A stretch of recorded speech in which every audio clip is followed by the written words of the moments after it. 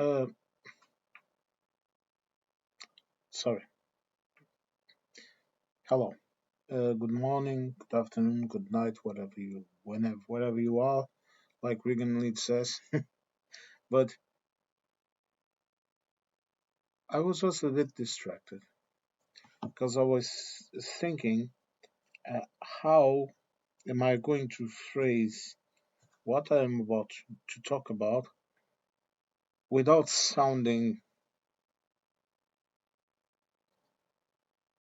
like I'm trying to teach someone a lesson or trying to present myself as someone better than anyone else, because that is really not what I want to. You know, I usually am a pretty humble guy.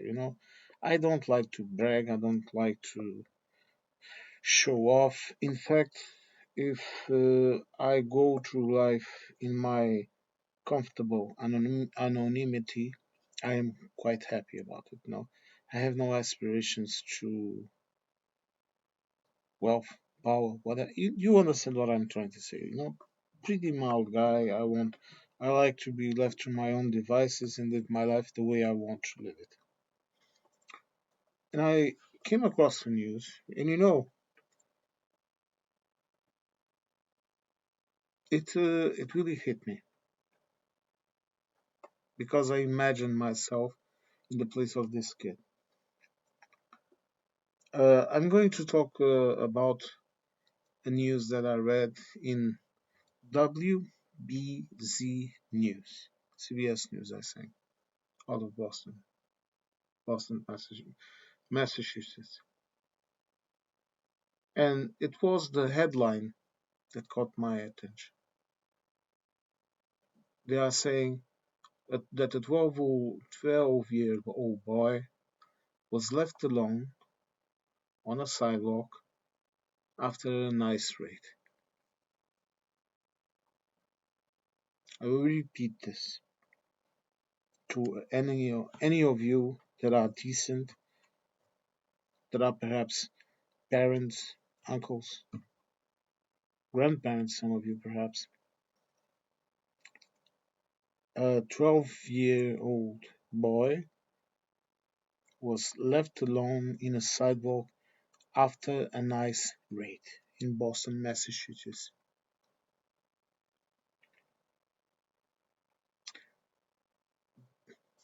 A volunteer then walked the boy home.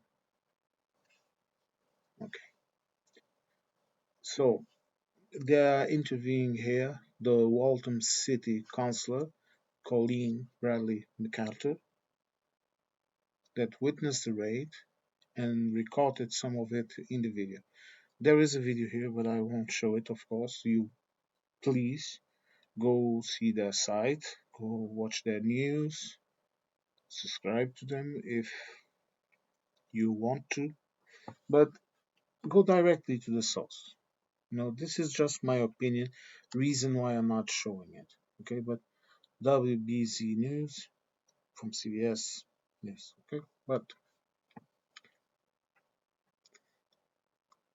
the Colleen said that a volunteer notified the boy of his rise. And then she says this, and I can understand what she is saying. He looks about my son's age, she said. It makes me feel sick to my stomach as a mom, as a human being. It also makes me feel sick, and I am not a very empathic person.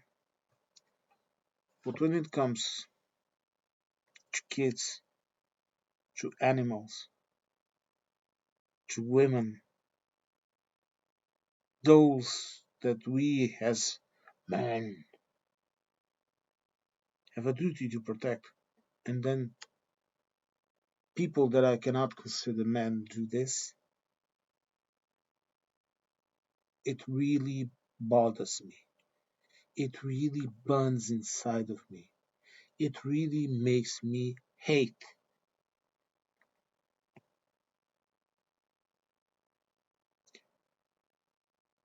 We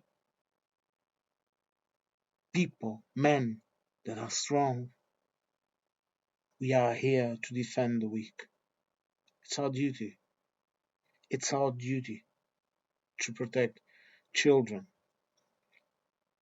It's our duty to protect women, to protect anyone that needs to be protected. The older people. If you go into nature, you will see the exact same behavior. You will see, for example, that when they sense danger, females form a circle. They put the cubs, the, the younglings, in the middle of that circle, and the males stay in the outside of the circle to protect themselves, to protect children, to protect those that are weaker. Even animals do this. Even animals have this sense. And I see people doing this.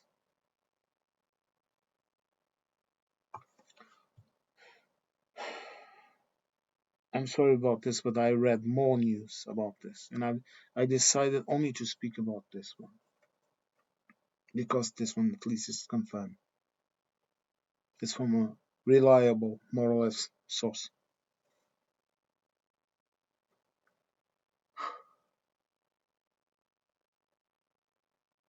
These volunteers that she's talking about, like the volunteer that took the boy home,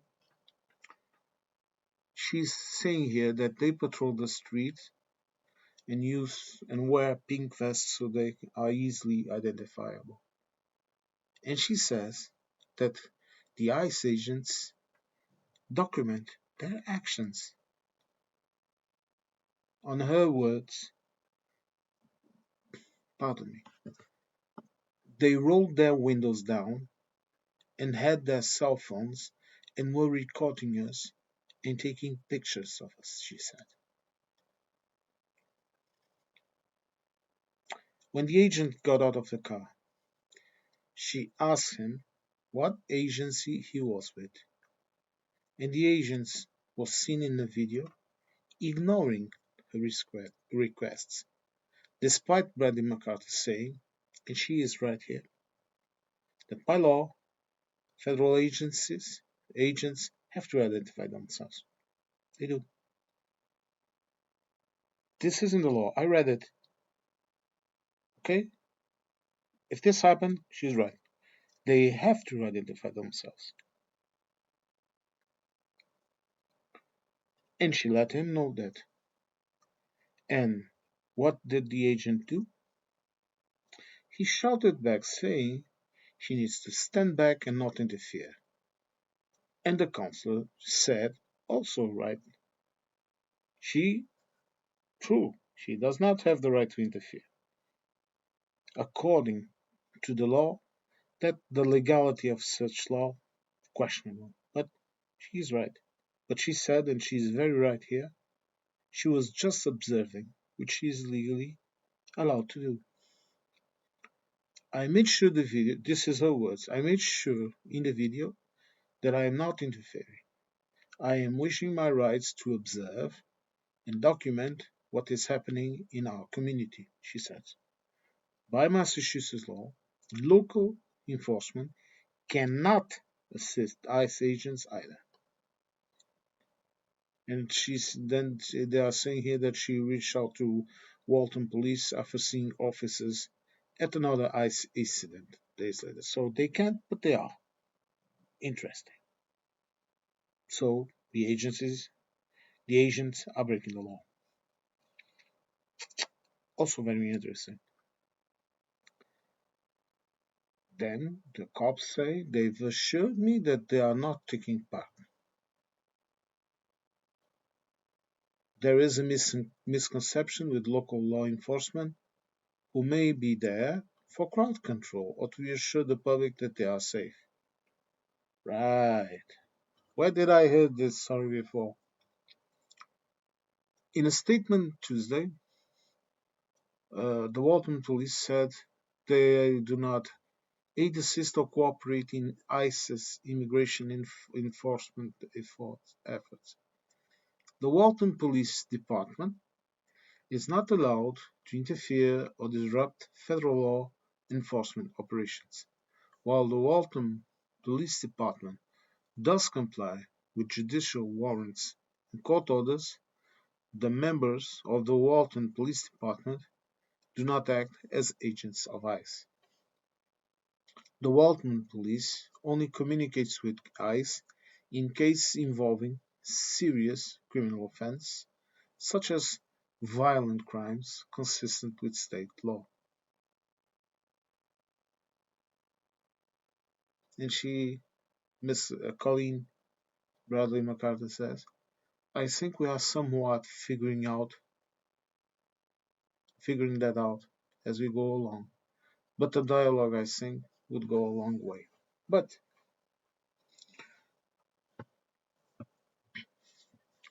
when a kid is left on the sidewalk,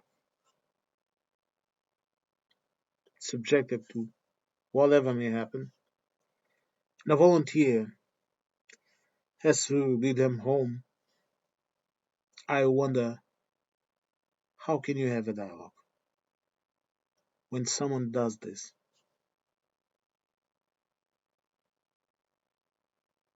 Why didn't they take the child with them? Even even if they would just drive him to a police station and said, "Look, we apprehended these people. This child was there, and we cannot do it, or we don't want to do it, whatever. But he needs to get home. He needs to be delivered through a person that may be accountable for him." Do you know where this happens? In authoritarian regimes, in Gestapo states. They are literally picking people off the streets. And I cannot fathom how can you do that. I understand.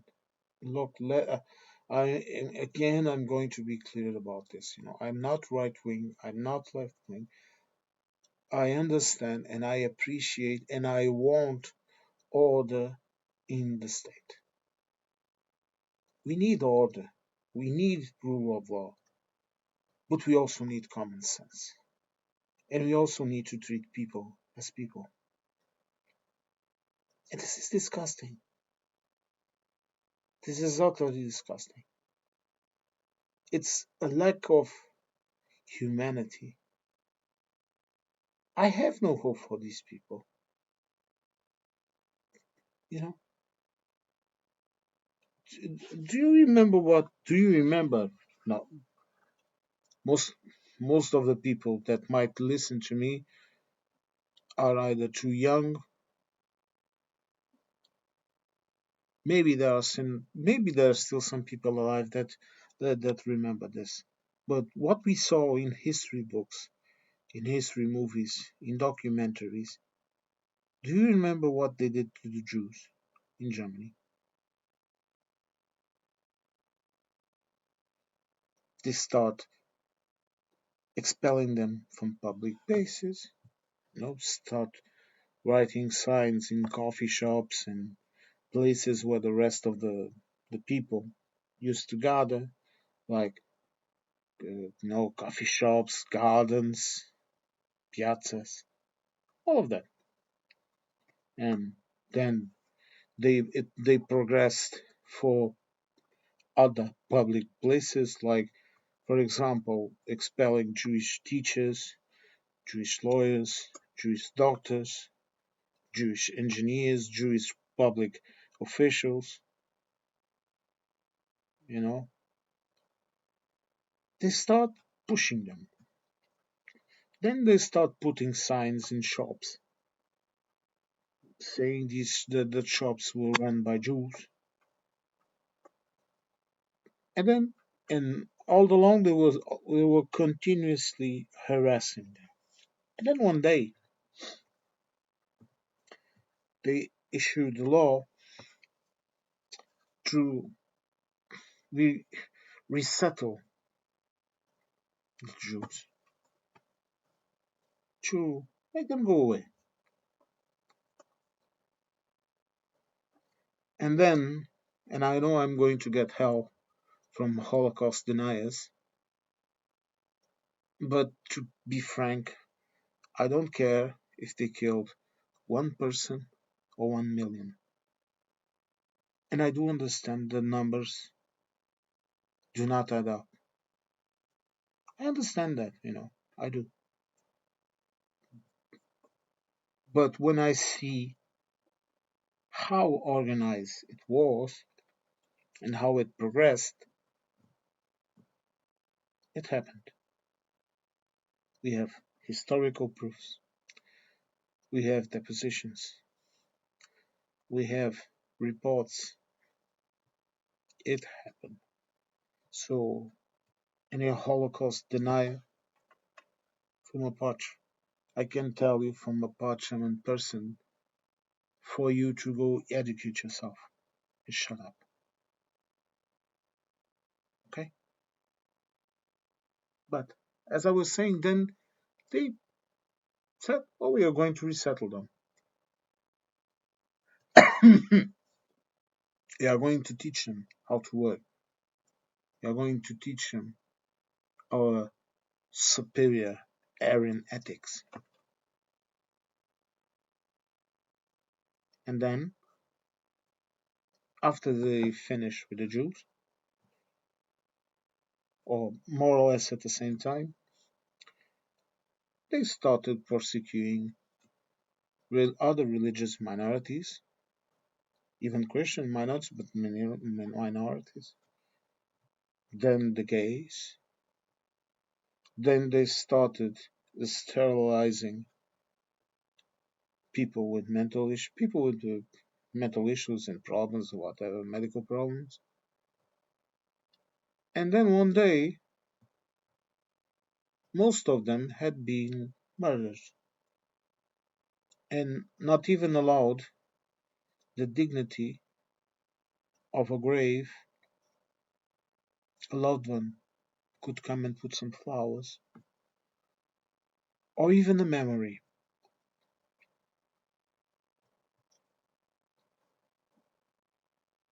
This happened to my family in the German side.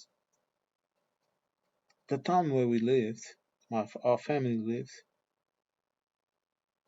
was destroyed by the Nazis and by the Soviets. The city, the town, village, place was leveled after it had been burned and pillaged and burned. And then they planted a forest over it, the Soviets. And then it doesn't exist. This is one story. There are thousands of stories. You know, the Germans went going into Poland and doing that. And then the Soviets, because Stalin had to kill more people than Hitler, advancing and doing the same thing. And there are still people that praise them, that think they are very good. Their ideas are fun. So when I listen to news like this, I have no hope in this. No. The president may change tomorrow, but they will still be there. And frankly, and now I'm addressing any European that is listening to me. So this includes any of you good folks from the UK. We cannot trust them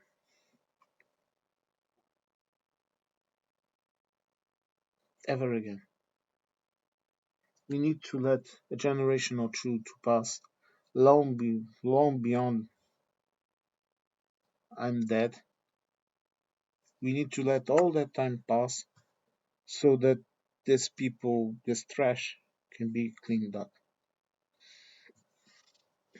filtered through the generations, if ever.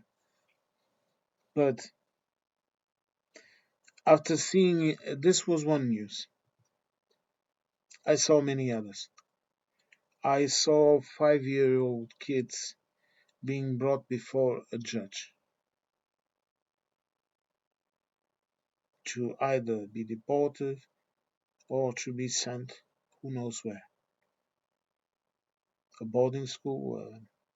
I don't know what the I don't know what the Americans do with the children that have no parents. Orphanages. I don't know. Selling them to I don't know, perhaps to traffic gangs. I don't know. I honestly don't know. You tell me.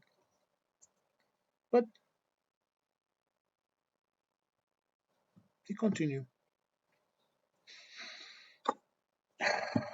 Sorry, folks. This one hit hard because it was not just this one. You know how it is. You're researching for something, and then 1,000 more examples appear. Not of, not all of them were reliable source. So when the source is not reliable, I just scratch it and don't pay no attention to it. But I saw it in sources that I know that are reliable, that were confirmed by other news. So this is the world. Delenda est America. I have no doubt about it. I hope I'm wrong, but hope is cheap.